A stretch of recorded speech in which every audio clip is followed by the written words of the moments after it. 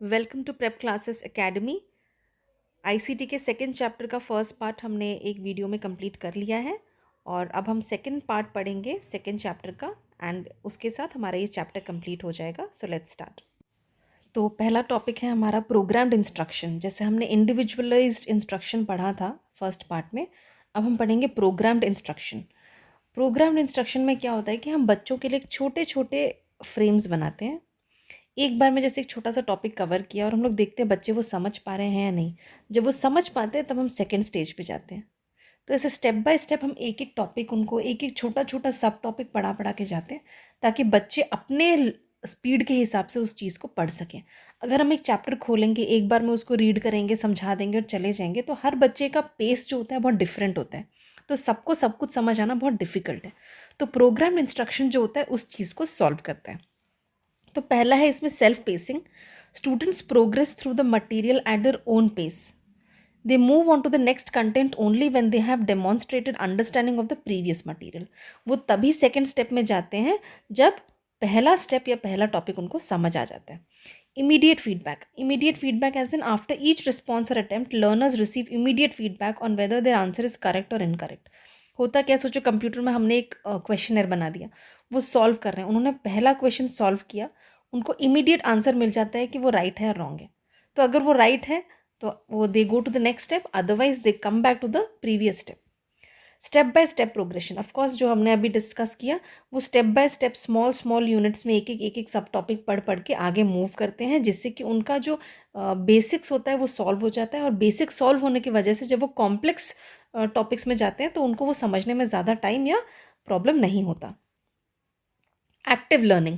Learners are actively involved in the process. They are required to respond to questions or problems which helps keep them engaged and reinforce learning. उनको actively उसमें participate करना लेकिन बहुत ज़रूरी है। वो उसी टाइम क्वेश्चन पढ़ेंगे, उसका रिस्पॉन्स आंसर देंगे, उसका रिस्पॉन्स लेंगे और फिर gradually they will try to understand the topic. Programmed material. Instructional materials are designed in a way they guide the learners through the content systematically. Systematic way में वो जो हम लोग पढ़ते हैं और रीड करते हैं वो सिस्टमैटिकली जाता है। These can include textbooks with built-in question, computer-based modules और interactive software. तो इसमें क्या क्या हो सकते हैं, टेक्स्ट बुक भी हो सकता है जिसमें कि क्वेश्चंस ऑलरेडी हैं, कंप्यूटर बेस्ड मॉड्यूल्स हो सकता है जैसे मैंने तुम लोगों को एग्जांपल दिया कि कंप्यूटर में ही वो क्वेश्चन सॉल्व करेंगे। अगर ये क्वेश्चन रॉन्ग है तो वो उसको वापस उस टॉपिक पे ले जाएगा, फिर वो स्टूडेंट उस टॉपिक को फिर से पढ़ेगा, अगेन वो सॉल्व करेगा। इस बार अगर राइट है तब वो नेक्स्ट टॉपिक में जंप कर सकता है। Behavioral objectives. Instruction is often designed around clear, measurable objective. This helps in assessing learner progress and ensure that the instructional materials are aligned with specific learning outcome. Her page में, हर frame में जो वो learn करते हैं उससे उनका objective जो होता है, जो उनका जो उसमें टॉपिक में वो जो कवर करना चाहते हैं वो उसको अच्छी तरीके से कवर करते हैं ताकि बच्चे एक बार उसको समझ जाएं, उसके हिसाब से फिर वो नेक्स्ट में जाएं। इस तरीके से क्या होता है, उनका जो बेसिक्स होता है सब क्लियर होता है। ठीक है, और ये जो प्रोग्राम होता है वो इस तरीके से डिज़ाइन किया जाता है कि उसमें जो वो ऑब्जेक्टिव अटेन करना चाहते हैं वो बच्चे समझने के बाद वो ऑब्जेक्टिव अटेन कर सकें। कितने टाइप के होते हैं, जैसे हमारा ये एक टाइप का प्रोग्राम है इंस्ट्रक्शन में, हमारे प्रोग्राम्ड इंस्ट्रक्शन में लीनियर प्रोग्रामिंग। लीनियर प्रोग्रामिंग होता है straight forward approach where learners follow a straight path through the material. मतलब क्या होता है इसमें, each step in the instruction is presented in a sequential order and the learner progress from one step to other. Linear programming एक part है programmed instruction का, जिसमें क्या होता है कि जो स्टेप बाय स्टेप जो हमारा लर्निंग प्रोसेस है वो स्टेप बाय स्टेप जाता है। जैसे देखो, स्टार्ट हो गया, इंस्ट्रक्शन दिया गया बच्चों को, क्वेश्चंस था, करेक्ट इनकरेक्ट उनको वहाँ मिल गया, इंस्ट्रक्शन मिला, अगर कलर करेक्ट है तो सही है, इनकरेक्ट है तो क्यों इनकरेक्ट है, क्वेश्चंस उन्होंने सॉल्व किए, उसके बाद फिर करेक्ट है इनकरेक्ट है उनको पता चल गया, फिर फाइनली एंड हो गया। तो एक स्टेप बाय स्टेप जो जाता है वो हो गया हमारा लीनियर प्रोग्रामिंग। इसका की फीचर क्या है, सीक्वेंशियल फ्लो, एक सीक्वेंस में जाता है, वो फ्लो करता है, एक फिक्स्ड सीक्वेंस होता है, उनका फिक्स्ड ऑर्डर होता है। इमीडिएट फीडबैक, उनको जैसे यहाँ फीडबैक मिल गया, अगर करेक्ट है तो ठीक है, अगर इनकरेक्ट है तो इंस्ट्रक्शन के बाद फिर से उनको क्वेश्चन दिया जाएगा। सेल्फ पेस्ड यानी वो अपने हिसाब से, अपने लर्निंग स्पीड के हिसाब से बच्चे पढ़ सकते हैं। फिर आता है ब्रांचिंग प्रोग्रामिंग। ब्रांचिंग प्रोग्रामिंग क्या है, it was initially developed in conjunction with the use of an electronic training device. This technique provides the student a piece of information presents a situation requiring a multiple choice response, and on the basis of the choice instructs the student to proceed to another frame where he or she learns if the choice was correct and if not, why not. इसमें क्या होता है कि बच्चों को multiple choice दिया जाता है, बच्चे उसको सॉल्व करते हैं, अगर वो सही है तो वेल एंड गुड, अगर सही नहीं है तो वो क्यों इनकरेक्ट है वो उनको बताया जाता है.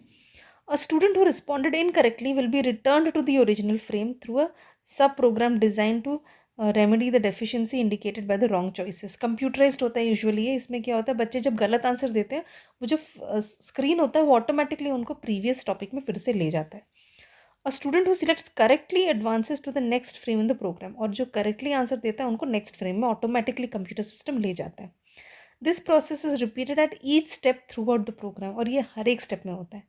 And a student may be exposed to different amount of material depending upon errors made. अब ब्रांचिंग प्रोग्राम जो होता है वो दो टाइप का होता है. एक होता है फॉरवर्ड ब्रांचिंग, होता है बैकवर्ड ब्रांचिंग. फॉरवर्ड ब्रांचिंग में क्या होता है, in forward branching whether the learner makes a wrong choice और correct choice he will always be going to the new frame, thus physically progressing from frame to frame. Forward branching का मतलब क्या, आगे चलते रहना. जैसे ये मेन फ्रेम है, उसने ये पढ़ा, फिर वो सेकेंड फ्रेम में चला गया. अगर ये आंसर वो रॉन्ग देता है फिर भी वो ऑटोमेटिकली नेक्स्ट फ्रेम में चला जाएगा.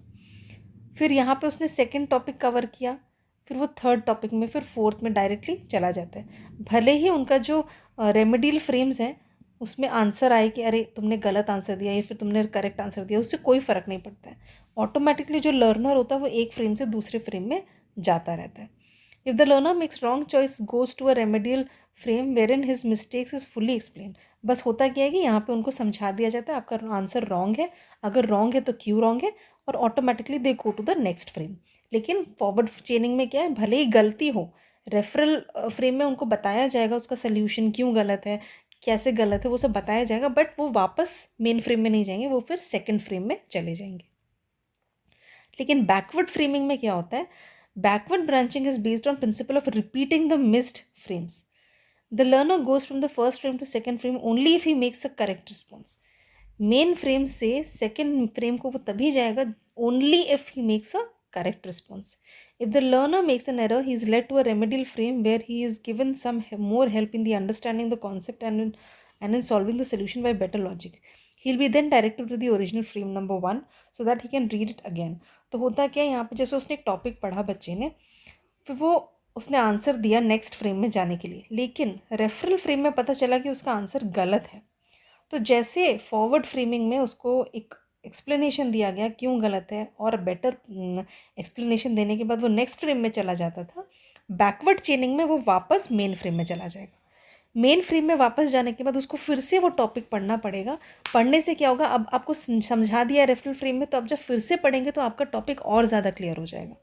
और वंस इट इज़ क्लियर, फिर से आप क्वेश्चन सॉल्व करेंगे, इस बार सही आंसर है तो you will go to the next frame. Again second frame में कुछ आंसर देते हैं, अगर वो गलत होता है रेफरल फ्रेम में पता चलता है, तो वो आपको रिटर्न वापस लेके आ जाएगा ये वाले मेन फ्रेम में. फिर आपको वो पढ़ना पड़ेगा और इस बार अगर सही आंसर दिया तभी आप लोग नेक्स्ट फ्रेम में जाएंगे. So the only difference between forward चेनिंग and backward चेनिंग is, forward chaining में आप गलत आंसर हो या सही आंसर हो, रेफरल फ्रेम में वो समझा के आपको आगे भेज देगा, और बैकवर्ड चेनिंग में वो आपको रिटर्न मेन फ्रेम में भेज देगा. फिर है mathematics programming. It is a form of programmed instruction design to help learners discover principles and concepts through exploration and interaction. इसमें पढ़ते कैसे हैं बच्चे, दो चीज़ों को कंसिडर करके, एक्सप्लोर करना और इंटरेक्शन. ठीक है, रादर देन सिर्फ एक सीक्वेंस को फॉलो करना, वो बहुत ज़्यादा एक्सप्लोर करते हैं और बहुत ज़्यादा इंटरेक्शन करते हैं. की कैरेक्टरिस्टिक्स क्या है, discovery based learning, encourage learners to explore concept and principles on their own. उनको एक टॉपिक दे दिया जाएगा और बोलेंगे इस पे एक्सप्लोर करो, वो उसके बारे में डेटा कलेक्ट करेंगे, खुद एक्सप्लोर करेंगे, खुद बहुत ज़्यादा ब्रेनस्टॉर्मिंग करेंगे. तो उससे क्या होगा कि उनको बहुत ज़्यादा लर्निंग खुद करने से वो चीज़ ज़्यादा दिन याद भी रहता है और समझने में भी बहुत ईजी होता है. Adaptive interaction. Learner's interaction with the material guide the instruction. The system adapts based on the learner's responses, providing hint or further instruction as needed.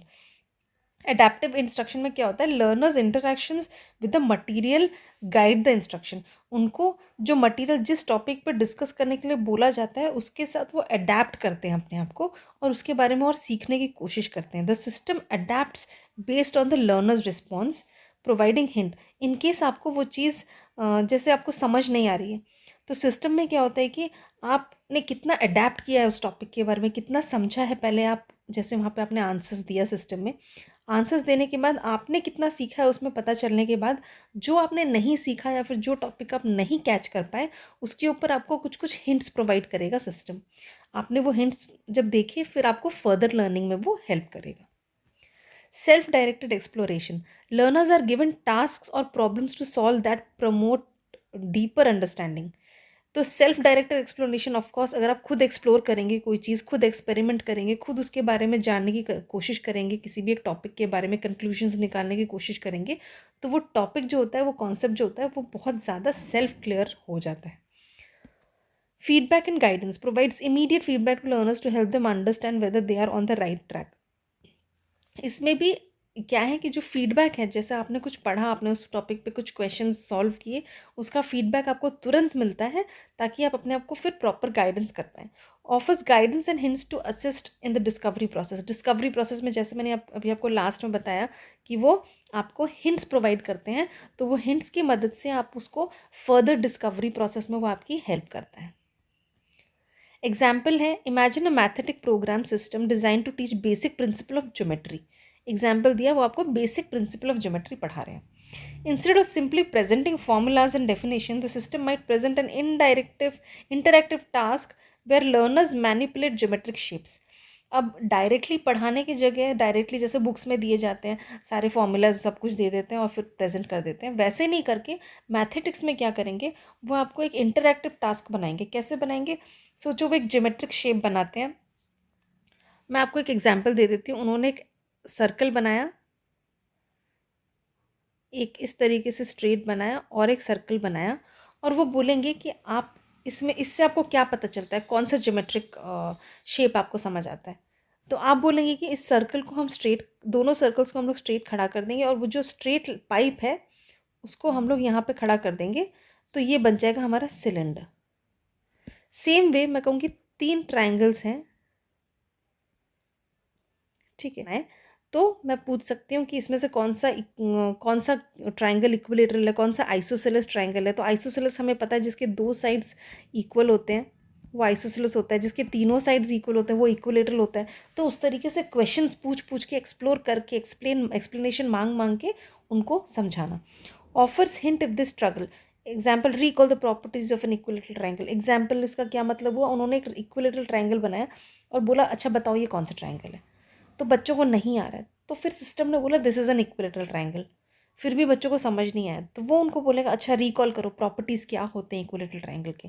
फिर डिस्कशन होगा, फिर बच्चों को और टीचर्स के बीच में डिस्कशन होगा। टीचर बोलेगा या फिर बच्चे बोलेंगे कि इक्विलेटरल ट्राइंगल वो ट्राइंगल होता है जिसके सारे साइड्स इक्वल होते हैं। तब बच्चों को फिर समझ आएगा अरे हाँ सारे साइड्स इक्वल हैं, तो yes this is an equilateral triangle. तो इस तरीके से वो गाइड करता है और उनको बताता है कि किस तरीके से आपको एक स्टेप से दूसरे स्टेप जाना है।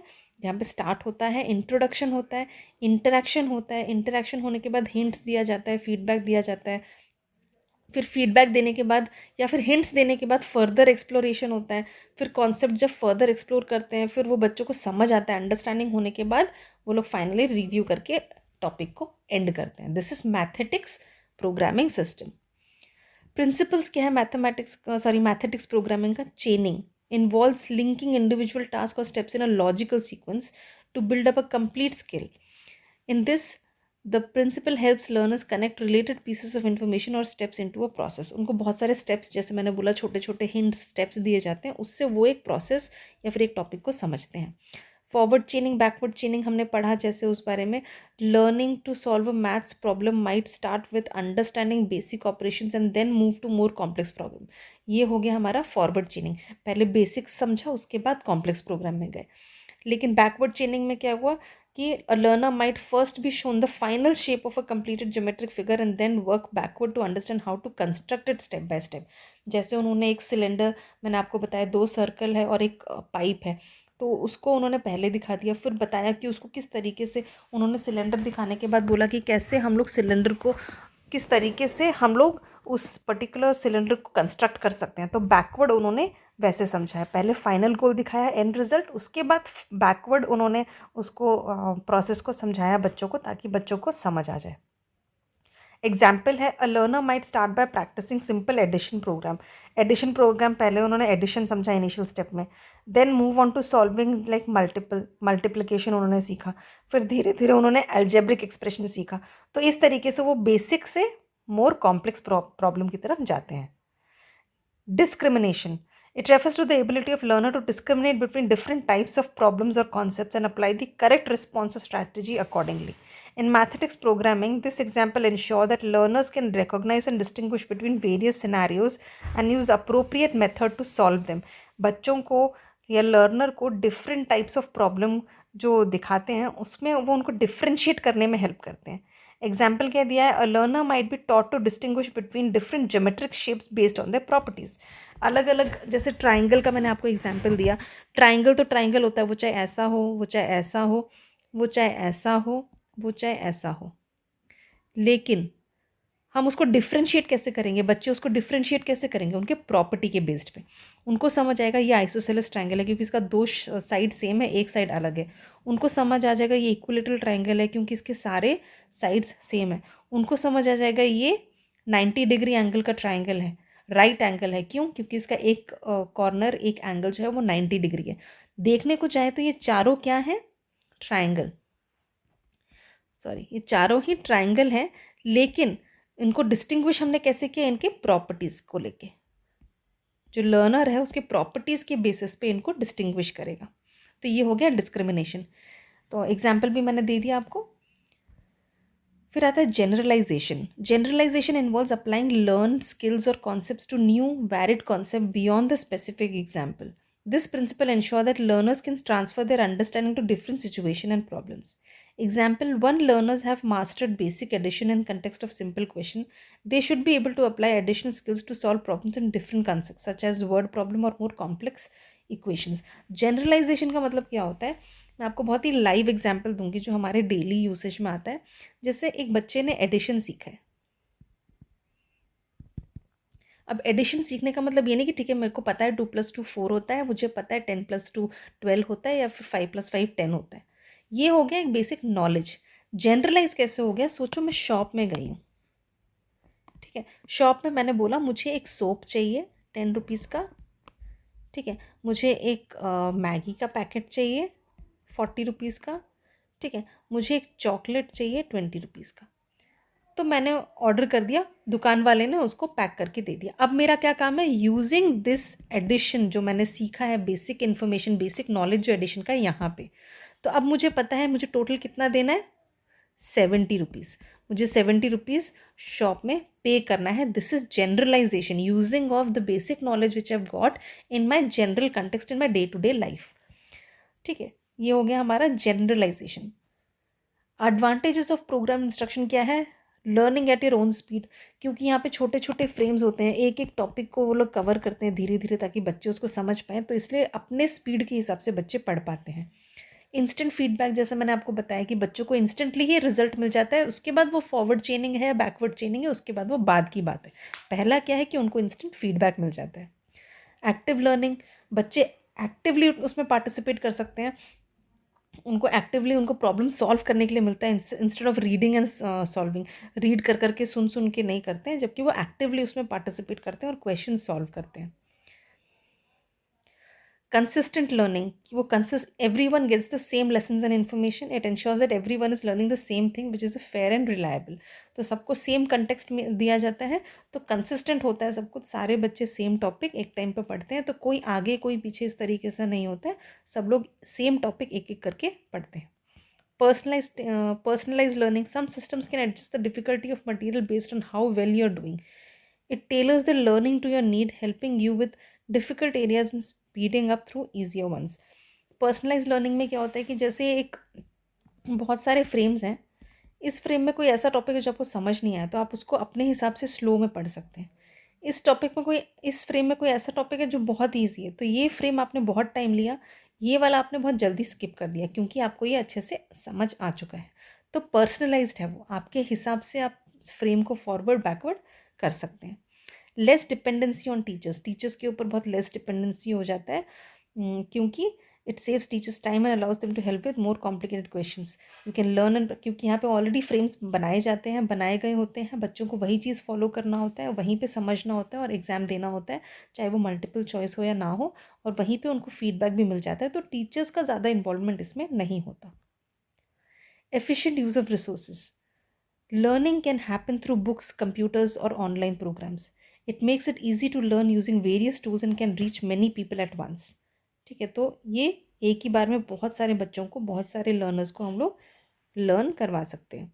बेटर मेमोरी, क्योंकि इसमें रिपीट होता है बार बार, जैसे आपने पढ़ा, आपको नहीं आया, रेफरल फ्रेम में उसने आपको समझाया, फिर से रिपीट करवाया, तो इस वजह से बेटर मेमोरी और रिमेंबरिंग इसमें हो जाती है, समझ आ जाता है टॉपिक और याद भी रहता है। मोटिवेटिंग एंड फन, ये एक फ़न भी है, एक गेम जैसे हम एक क्वेश्चन पढ़ रहे हैं और मल्टीपल चॉइस है, हम उसमें एक प्ले वे मेथड में पढ़ रहे हैं, उसको फिर सॉल्व कर रहे हैं, फिर अगर नहीं आ रहा है तो वो हमें हिंट दे रहा है कंप्यूटर सिस्टम। तो इस तरीके से एक फ़न गेम की तरह लर्निंग जो होता है वो और इंटरेस्टिंग बना देता है। फिर आ गया apply knowledge right away. You can use what you have learn in real life situation और problems as soon as you learn it. जैसे मैंने आपको भी एग्जाम्पल दिया शॉप वाला, तो वो जो आप वहाँ पे बेसिक नॉलेज जो आपको मिलता है वो अपने रियल लाइफ सिचुएशन में भी यूज़ कर सकते हो। Flexible and customizable, the instructions can be adjusted to fit different subject skills or learner need. It can be tailored to fit what you need to learn, making it more relevant and effective. तो जो इसमें क्या होता है कि आप इसको customise, ये सेम वही टॉपिक आ गया है, कस्टमाइज कर सकते हो, मतलब अपने स्पीड के हिसाब से, अपने टॉपिक को, आप किस टॉपिक को ज़्यादा टाइम देना चाहते हो, किस टॉपिक को कम टाइम देना चाहते हो, वो अपने हिसाब से आप कस्टमाइज करके पढ़ सकते हो। लिमिटेशंस क्या है? लैक ऑफ पर्सनल इंटरेक्शन, क्योंकि यहाँ पे आप कम्प्लीटली उस सिस्टम के ऊपर डिपेंड हो जाते हो, तो टीचर्स के साथ या क्लासमेट्स के साथ आपका जो इंटरेक्शन है वो बहुत कम हो जाता है। Not suitable for all subjects, ये सारे सब्जेक्ट्स के लिए सूटेबल नहीं होता, कुछ पर्टिकुलर सब्जेक्ट्स के लिए ही सूटेबल होता है, जिसमें इंटरेक्शन होता है, जिस सब्जेक्ट में इंटरेक्शन की ज़रूरत है वो टॉपिक हम इसमें कवर नहीं कर सकते। Can be too rigid, the learning path is often fixed, क्योंकि लर्निंग पाथ फिक्स्ड है, ऐसे ऐसा ही होगा, इस फ्रेम से इस फ्रेम में जाएंगे, इस फ्रेम से इस फ्रेम में जाएंगे, ऐसा ही होगा। तो एक फिक्स्ड प्रोसेस है, एक फिक्स्ड रिजिड प्रोसेस है जिसको हमें फॉलो करना पड़ता है, उसको आप बेंड नहीं कर सकते या फिर अपने हिसाब से उसको स्टाइल नहीं कर सकते। Limited depth of understanding, you might focus on basic facts and procedures without deeply understanding the concept. It can lead to surface level learning without a deeper grasp of, अब होता क्या, जब हम क्लास में कोई टॉपिक कवर करते हैं, जैसे हमने एडिशन, मैंने एडिशन का एग्जांपल दिया, एडिशन इस टॉपिक में, इस सिस्टम में आपने एडिशन सीखा, सीखने के बाद आपको कुछ डाउट था, आपने वो डाउट इसके रेफरल फ्रेम में समझा, समझने के बाद भी हो सकता है कुछ बच्चे ऐसे हों जिनको अभी भी थोड़ा बहुत समझ नहीं आया, लेकिन अब वो कुछ नहीं कर सकते क्योंकि रेफरल फ्रेम में उतना ही फीड हुआ है, तो वो उनको उतना समझ के फिर फ्रेम 1 में जाना पड़ेगा। लेकिन अगर यही टॉपिक हम क्लास में डिस्कस कर रहे होते, तो अगर आपको रेफरल फ्रेम में जितना दिया है वो समझाने के बाद भी समझ नहीं आया, तो आप टीचर से पूछ सकते थे कि मुझे अभी भी समझ नहीं आया, तो टीचर आपको और ज़्यादा बेसिक से समझाना शुरू करेंगी, तो वो चीज़ इसमें नहीं हो पाता है। टेक्नोलॉजी डिपेंडेंस, कम्प्लीटली टेक्नोलॉजी के ऊपर डिपेंड करते हैं, लेकिन होता क्या है प्रॉब्लम में कि ये जो टेक्नोलॉजी है ये हर जगह पॉसिबल नहीं होता, सबके पास पॉसिबल नहीं होता, और सेम सॉफ्टवेयर भी हर जगह मिलना बहुत ही प्रॉब्लम हो जाता है, हर जगह पॉसिबल नहीं होता है। Potential for boredom, repeatedly working through program material might become monotonous, हमेशा हर टॉपिक को इसी तरीके से पढ़ना, वही हमें पता होता है पहले से कि पहले टाइम पे मज़ा आएगा, चलो फ्रेम्स हैं, ऐसे पढ़ेंगे, फॉरवर्ड चेनिंग होगा, बैकवर्ड चेनिंग होगा, लेकिन वही चीज़ अगर साल भर आप हर टॉपिक में, हर सब्जेक्ट में पढ़ते रहेंगे, तो वो एक बोरडम बन सकता है, एक बहुत ही मोनोटोनस सा प्रोसेस बन सकता है जो कि बोर कर दे बच्चों को। Limited feedback on complex issues. Automated feedback might not address more complex or nuanced questions effectively. For complex problems, you might need more detailed explanation. तो complex problems जो होते हैं उसका explanation वो जो देता है, ज़रूरी नहीं है उतने explanation में बच्चा समझ जाए, कभी कभी उसके लिए हमें बहुत सारा explanation की ज़रूरत होती है जो कि इसमें possible नहीं होता है, क्योंकि इसमें जितना feed रहता है हम उतना ही समझ सकते हैं। Might overlook emotional and social learning. Of course ये कॉग्निटिव स्किल्स को देखता है कि programme instruction often focus on cognitive skill, हमारे मेंटल डेवलपमेंट में बहुत ही फोकस्ड रहता है, लेकिन हमारा इमोशनल और सोशल फीलिंग जो है उस चीज़ को ये नहीं समझ सकता। Learning involves more than just acquiring knowledge, emotional support and social interactions are also important. Class में जब हम एक बच्चे को समझाते हैं, कभी कभी बच्चा सिर्फ इसलिए नहीं समझ पाता है कि भले ही वो बच्चा पढ़ने में बहुत अच्छा हो, लेकिन कभी कभी वो नहीं समझ पाता अपने मेंटल स्टेटस के वजह से। वो चीज़ अगर एक टीचर बच्चे को पढ़ाए तो वो उनसे बात करके समझ सकती है कि अभी उसका मेंटल स्टेट समझने का नहीं है, इसलिए वो नहीं समझ पा रहा। लेकिन एक सिस्टम, एक कंप्यूटर वो चीज़ नहीं समझ सकता, तो वो सोशल और इमोशनल एस्पेक्ट्स को कवर नहीं कर सकता। Challenges in integrating ICT in school में education in easy words.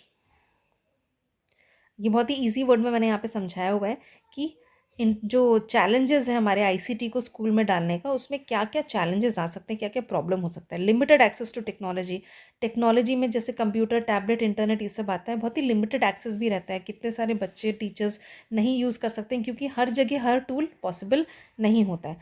High cost होता है क्योंकि मेंटेनेंस कंप्यूटर का, इंटरनेट का पैसा भरो, फिर बहुत सारे डॉक्यूमेंट्स को सेव करो, हार्ड ड्राइव लो, ये सब करो, तो हाई कॉस्ट हो जाता है। लैक ऑफ ट्रेनिंग, टीचर में नॉट हैव द, टीचर का उतना स्किल ज़रूरी नहीं है हर टीचर को टेक्नोलॉजी का सारा स्किल हो।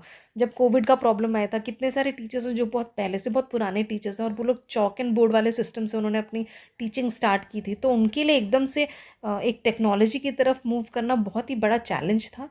तो हर जगह हर चीज़ पॉसिबल नहीं होता, हर टीचर्स उतने ट्रेंड नहीं होते। टेक्निकल इश्यूज़ होते हैं, कभी कभी इंटरनेट काम नहीं करता, कुछ एक सॉफ्टवेयर ब्रेकडाउन हो जाता है, सॉफ्टवेयर करप्ट हो जाता है, तो उस वजह से टेक्निकल इश्यूज़ की वजह से भी क्लासेस हैम्पर होते हैं।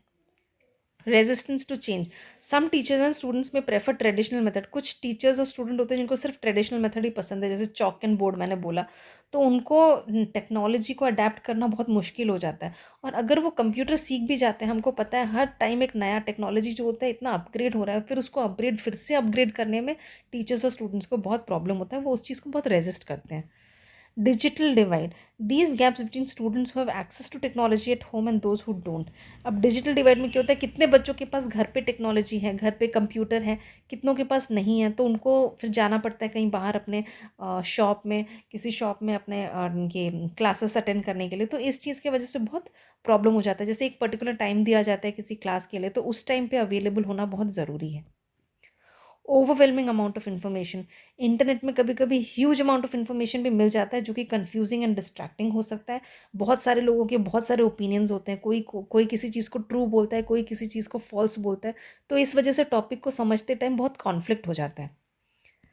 Privacy and security concern, of course हम सबको पता है टेक्नोलॉजी जहाँ पे है वहाँ पे प्रिवेसी एंड सिक्योरिटी का कंसर्न होता ही होता है, वो हमेशा प्रोटेक्टिव नहीं रहता है। तो इस वजह से स्टूडेंट्स को इंश्योर करना चाहिए कि वो सेफ्टी मेजर्स के साथ टेक्नोलॉजी यूज़ कर रहे हैं।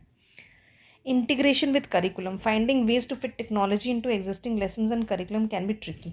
कभी कभी जो करिकुलम स्कूल वालों ने या कॉलेज वालों ने सेट किया होता है, उस चीज़ को टेक्नोलॉजी के साथ अडेप्ट करना, दोनों को एक जैसा बनाना बहुत डिफिकल्ट हो जाता है। हर टेक्नोलॉजी हर चैप्टर के साथ या हर चैप्टर हर टेक्नोलॉजी के साथ सूट नहीं करता। लास्ट स्टूडेंट डिस्ट्रैक्शन, टेक्नोलॉजी है तो ऑफकोर्स बच्चे बहुत ज़्यादा डिस्ट्रैक्टेड रहते हैं, अगर वो नॉन एजुकेशनल पर्पसेस की वजह से भी यूज़ करते हैं। जैसे फॉर एग्जांपल आपको इंटरनेट दिया गया है पढ़ाई के लिए, लेकिन बच्चे गेम्स और मूवीज़ और वीडियोस की तरफ ज़्यादा डिस्ट्रैक्ट हो जाते हैं, तो इस वजह से बहुत डिस्ट्रैक्टिंग होता है टेक्नोलॉजी। तो ये सब थे हमारे डीमेरिट्स। तो यहाँ पे we complete the chapter. Thank you so much for watching and stay tuned for more videos.